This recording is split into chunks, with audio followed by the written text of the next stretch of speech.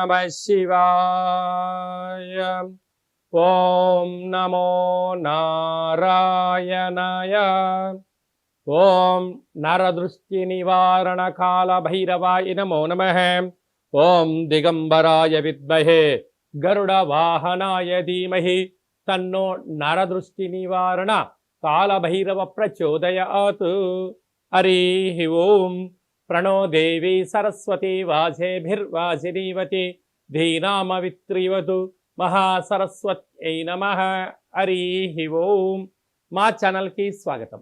చూస్తున్న వీక్షకులకు ప్రేక్షకులకు ప్రియ కాల భైరవ భగవద్బంధులకి స్వాగతం పలుకుతూ మమ్మల్ని ఎంతగానో ఆదరిస్తూ ఉండబడేటటువంటి ప్రియ సోదర సోదరీమణులకు సనాతన ధర్మ సంరక్షకులకు వీక్షకుల అందరిపైనను కాలాన్ని శాసింపజేసే శక్తి కాలభైరవుడికి ఉంటుంది కనుక కాలాన్ని అందరికీ కూడా విద్యార్థులకు ఉద్యోగస్తులకు వ్యాపారస్తులకు అందరికీ మంచి ఆయురారోగ్యాలను మనశ్శాంతిని ప్రసాదించాలని మనసారా కోరుకుంటూ కాళభైరవ స్వామికి ఆశీస్సుల చేత 1-2-2025 నుండి 15-2-2025 వరకు పుట్టినటువంటి వారందరికీ కూడా ముందస్తుగా జన్మదిన శుభాకాంక్షలు. గతంలో వివాహం చేస్తున్న వారికి వివాహ వార్షికోత్సవ శుభాకాంక్షలు. ద్వాదశ రాశుల్లో గ్రహ గమనాలు ఒకసారి వీక్షింపచేద్దాం.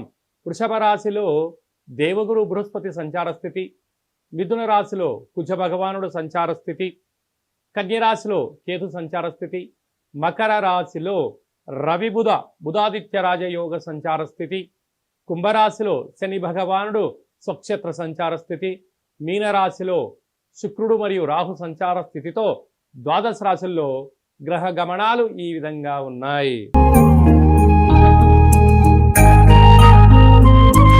వృశ్చిక రాశి వారికి మాఘమాస శుద్ధాష్టమి అక్షయ కాలభైరవాష్టమి సందర్భంగా ఎలాంటి విధి పాటించడం వల్ల జాతకంలో ఉండబడిన గ్రహ దోషాలు తొలగి ఒకవైపు అర్ధాష్టమ శని దోషం తొలగించుకొని ఐశ్వర్యానికి ఆనందానికి ఎలా స్వాగతం పలకాలో ఈ వీడియోలో సవివరంగా సంపూర్ణంగా తెలుసుకుందాం. వృశ్చిక రాశిలో ఏ నక్షత్రాలు వస్తాయి అనగా విశాఖ నక్షత్రంలోని చివరి పాదం అని 4వ పాదము, అనురాధ నక్షత్రంలో 4 పాదాలు, జ్యేష్ఠ నక్షత్రంలో 4 పాదాలు కలిపితే వృశ్చిక రాశి అవడం జరుగుతుంది. చాలామందికి పుట్టినటువంటి కాల సమయంలో డేటా ఆఫ్ బర్త్లో లేనటువంటి కారణం వలన పేరు యొక్క మొదటి అక్షరాన్ని అనుసరిస్తూ ఆ రాశిని తెలుసుకునే ప్రయత్నం చేద్దాం. తో, నా, నీ, ను, నే, నో, యా, ఈ, యు అక్షరాల వారందరూ కూడా వృశ్చిక రాశి జాతకులే. వృశ్చిక రాశి యొక్క అధిపతి కుజ భగవానుడు. వీరికి ఏడాది తర్వాత రవి భగవానుడు తృతీయ స్థానంలో బుధుడితో కలిపి మకర రాశిలో సంచారం చేయడం వలన అన్నదమ్ముళ్లతో, అక్కా చెల్లెలతో, పెదనాన్న చిన్నాన్న పిల్లలతో, అది ఏ కాకుండా పార్ట్నర్షిప్ వ్యవహార కార్యక్రమం చేసే వారితో చాలా జాగ్రత్తగా ఉంది. ఎంతసేపు అయినా వారందరూ ఏమనుకుంటున్నారంటే మీ దగ్గర ధనం బాగా ఉంది, మంచి వస్త్రాలు వేసుకుంటున్నారు, 4 బంగారు ఆభరణాలు ధరించారు, వాహనాల్లో మీరు తిరుగుతున్నారు అని చెప్పి లేనిపోని మాటలు చెప్పి వాళ్ళ అవసరాల కోసం మా దగ్గర అంత తెలివి లేదండి, మాకంత సమయం లేదు, మీరైతే బహు గొప్పగా మాట్లాడుతూ ఉంటారు అని చెప్పి మిమ్మల్ని ముందుకు తోసి డబ్బులను అపాయాన్ని వాళ్ళ నుంచి ఉపాయాన్ని తప్పించుకొని మిమ్మల్ని ముందు పెట్టేసి చిన్నగా జారుకుంటారు.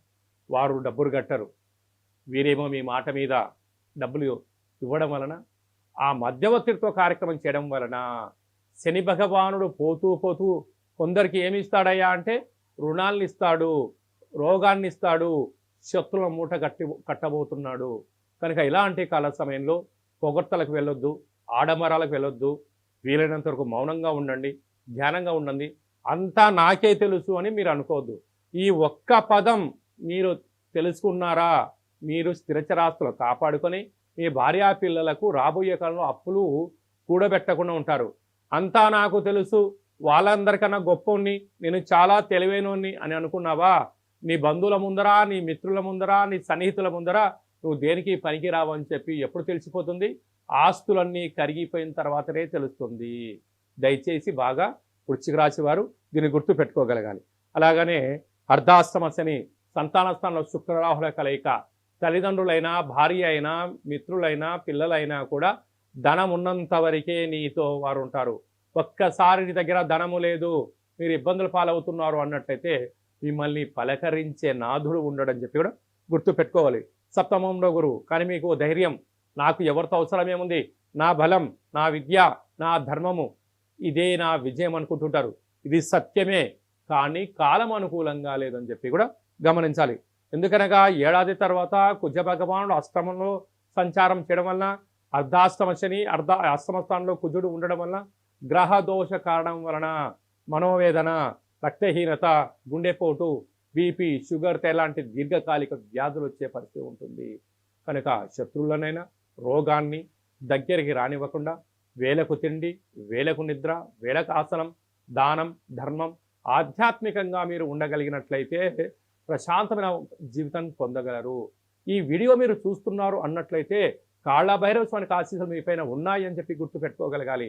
కనుక ఈ అష్టమి తిథి యందున ఇంట్లో నారికేల దీపాన్ని కానీ, పుష్పణ దీపాన్ని కానీ, ముడుపును కట్టి స్మరణ చేయడం వలన, కాళభైరవ స్వామికి ఆశీస్సుల వలన ఆయన మనల్ని రక్షగా ఉంటూ ఆటంకాలను తొలగించుకొని శత్రువులను దూరం చేసి మనల్ని కాపాడే ఏకైక శక్తి కాళభైరవుడికి ఉంటుందని చెప్పి గమనించాలి. అలాగనే స్వయం వృత్తులు, సేవా రంగాలు, సాఫ్ట్వేర్ ఉద్యోగస్తులు, హార్డ్వేర్ ఉద్యోగస్తులు, గృహ భవన నిర్మాణ కార్యక్రమం చేసే వారందరికీ కూడా దేవతారాధన, కాళభైరవ స్వామికి స్మరణ అవసరం అని చెప్పి గుర్తుపెట్టుకోగలగాలి. మనకు మాఘమాసం అనగానే అందరికీ గుర్తొచ్చేటువంటిది మొట్టమొదటి కాల సమయంలో మాఘ పంచమి, వసంత పంచమి.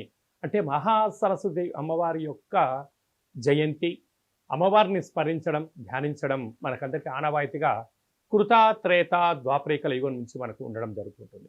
కనుక మొట్టమొదటిగా 3వ సంవత్సరం పడినటువంటి చిన్నారులకు, అంటే అబ్బాయి కానీ అమ్మాయి కానీ 3వ సంవత్సరం నిండిపోయే లోపల అక్షరాభ్యాసం చేయించాలి అనుకుంటున్న వారందరికీ కూడా ఈ మాఘమాస శుద్ధ పంచమి, వసంత పంచమి 2వ తారీఖు 2 నెల 25వ తారీఖున ఆదివారం ఉత్తరాషాఢ నక్షత్రం రోజు రావడం చాలా విశేషము. కనుక ఎక్కడ దగ్గరగా శివాలయాలు ఉన్నా, అక్కడ సరస్వతి మాత దేవాలయం ఉన్నట్లయితే మీ యొక్క పిల్లల్ని తీసుకుని వెళ్ళి మొట్టమొదటిసారిగా అక్షరాభ్యాసం చేయించండి. అలాగే చదువుకుంటున్నటువంటి విద్యార్థులు బుక్స్, ల్యాప్టాప్స్, సంగీత వాయించేటువంటి పరికరాలు కానీ, మనం ఏదైతే వృత్తిలో చేసుకుంటామో ఆ వృత్తిలో రాణించాలని అమ్మవారికి తెల్లటి పుష్పాలు, తెల్లటి వస్త్రాలు, పాయసాన్నము, అలాగనే పెరుగు, దద్దోజనం లాంటి నైవేద్యంగా పెట్టి అమ్మవారిని మనసారా కోరుకోవడం వలన సంపూర్ణమైనటువంటి ఇచ్ఛాశక్తి, క్రియాశక్తి, జ్ఞానశక్తి కలియుగ కాలంలో విశేషంగా మనిషి జీవనాధారం చెందగలగాలన్నట్లయితే జ్ఞానము అనేటువంటిది ఇంపార్టెంట్. అంటే ధనమూలం ఇదం జగత్ అంటారు. ఆ ధనం రావాలి అంటే జ్ఞానం కలగాలి. అయితే మన పెద్దవాళ్ళు ఒకటి చెప్తూ ఉంటారు, కళ్ళున్నోడు ముందే చూస్తూ ఉంటాడు, దిమాకున్నోడు దునియాను చూస్తూ ఉంటాడు అన్నాడు. ఆ యొక్క జ్ఞానశక్తి ఎక్కడి నుంచి వస్తుందయ్యా అంటే అమ్మవారి యొక్క ఇచ్ఛాశక్తి ద్వారా వస్తుంది. కనుక మనం అందరము కూడా అమ్మవారిని స్మరిద్దాం, ధ్యానిద్దాం, జ్ఞాన సంపదని, జ్ఞాన సంపూర్ణమైనటువంటి మేధావులుగా అవ్వాలని కోరుకుంటూ ఆశీర్వచనం. అలాగనే మనకు 4వ తారీఖున మాఘమాస శుద్ధ సప్తమి, రథ సప్తమి. కనుక సూర్యనారాయణుడికి మంగళ స్నానం చేసుకొని, నమస్కారం చేసుకొని, పాయసాన్ని నైవేద్యంగా ఏర్పాటు చేసుకొని అరుణపారాయణం చేయగలిగినట్లయితే, లేకుంటే సూర్యుడికి 12 రకాల ఆసనాలు ఉంటాయి, ఆసనం వేయగలిగినట్లయితే సంపూర్ణ ఆయురారోగ్యాలు మన సొంతం అవుతాయని చెప్పి కూడా గుర్తుపెట్టుకోగలగాలి. 12వ తారీఖున మాఘమాస పూర్ణిమ. అంటే మాసాలలో మాఘమాసానికి చాలా వైవిధ్యభరితమైనటువంటి లక్షణం ఉంటుంది. ఆమాకావై అంటారు. ఆషాఢ, కార్తీక, మాఘ, వైశాఖ మాసములు ప్రత్యేకత. అందులో మాఘ పూర్ణిమకు చాలా ప్రత్యేకత ఉంటుంది. కనుక నదీ స్నానము, సముద్ర స్నానము, శివుడికి రుద్రాభిషేకము, యజ్ఞము, యాగము, దానము, క్రతువు, శ్రీ రమా సహిత సత్యనారాయణ యొక్క పూజ చేసుకోవడం వలన మనకు సంపూర్ణ ఆయురారోగ్యాలు, ఆధ్యాత్మిక శక్తి మన సొంతమవుతుందని చెప్పి గమనించాలి. మాఘమాసంలో 5/2/2025 మాఘమాస శుద్ధ అష్టమి, అక్షయ కాళభైరవాష్టమి. కనుక కాళభైరవ స్వామిని స్మరణ చేసిన, ధ్యానం చేసిన, ఇంట్లో నారికేల దీపాన్ని ఉంచిన, కుష్మాండ దీపాన్ని ఉంచినట్లయితే అద్భుతమైన అష్ట కష్టాలన్నీ తొలగిపోయి అష్ట ఐశ్వర్యాలు మన సొంతం అవుతాయని చెప్పి గమనించాలి.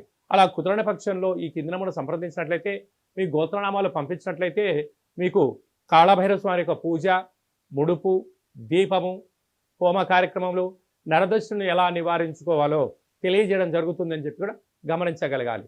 పాత్రల యందు అక్షయ పాత్ర వేరయా అంటారు పెద్దవారు. ఈ యొక్క పాత్ర కంచు పాత్ర. ఈ యొక్క కంచు పాత్రను మనం ఎలా సద్వినియోగపరచుకోవాలో ఒకసారి గమనిద్దాం.